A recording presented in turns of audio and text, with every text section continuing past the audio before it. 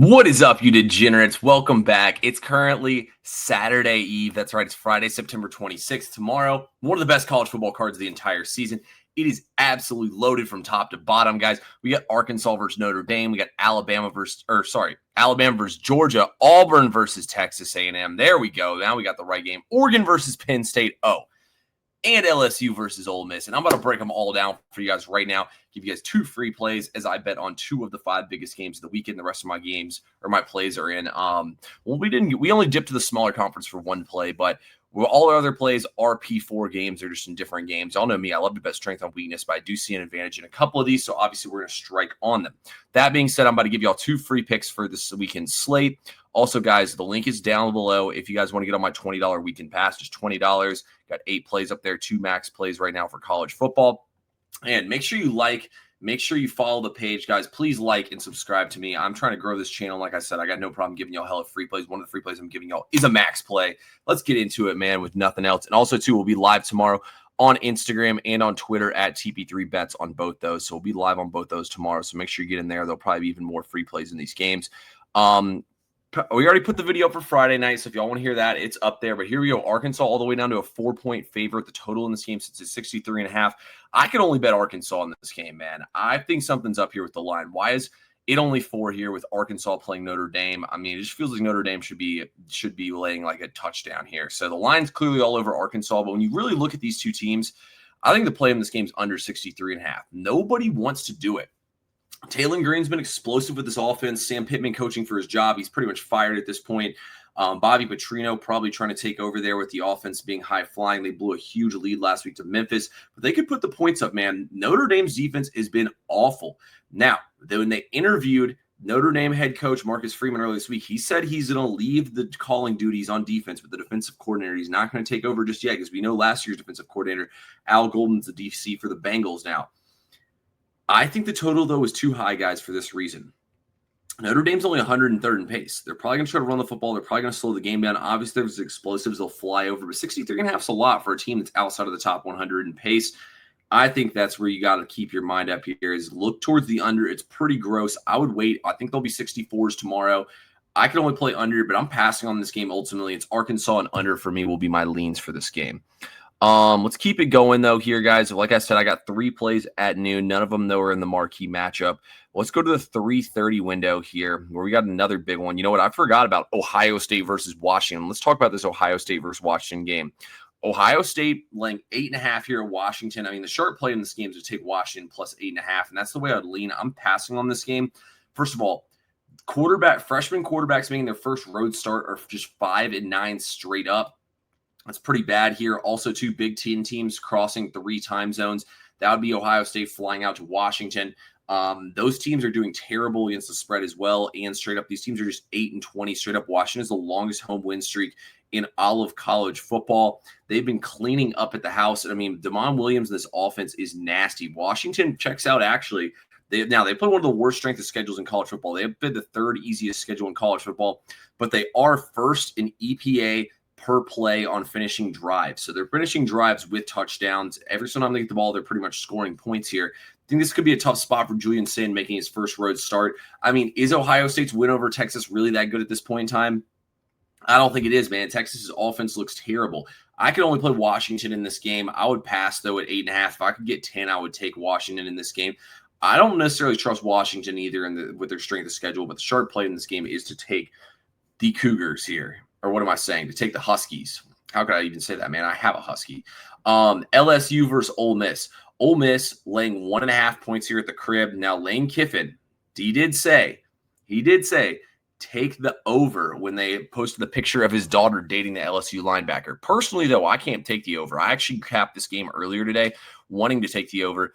LSU's 120 in pace. Ole Miss is top 15 in pace. So it's 2 opposite in paces in this game. But here's the thing. Ole Miss is switched up their quarterback.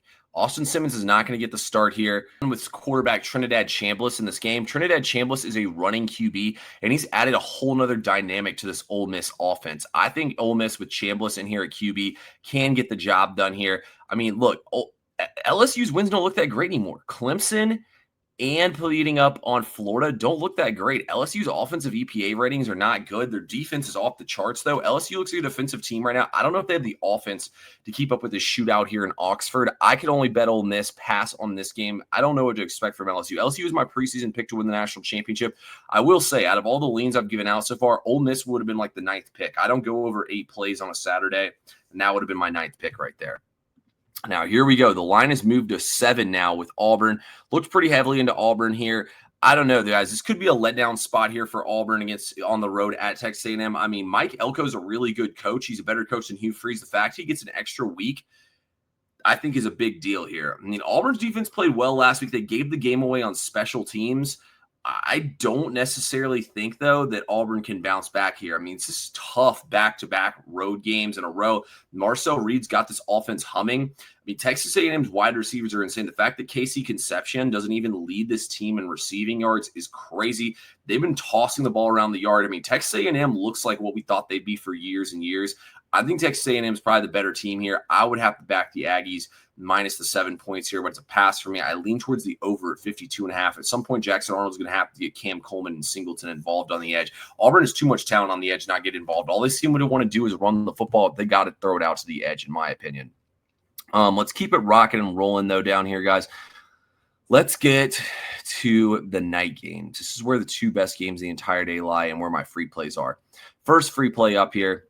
It's a night game. We're at Happy Valley. We're going to go ahead and we're going to take the Penn State Nittany Lions minus 3.5. I got some stats for y'all that y'all might want to know if you're betting on this game.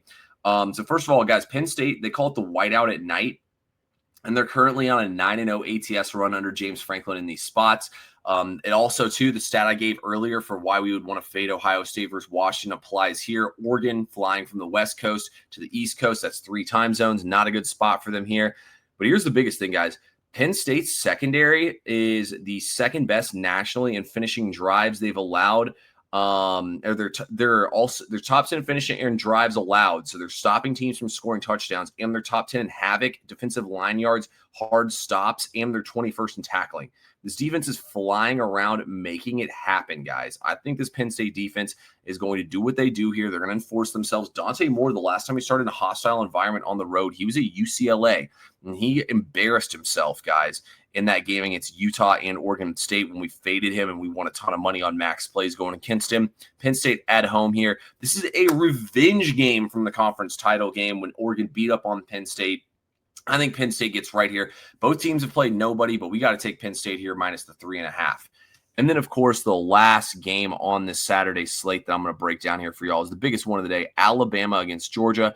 I took Georgia minus 3 points here for a max play.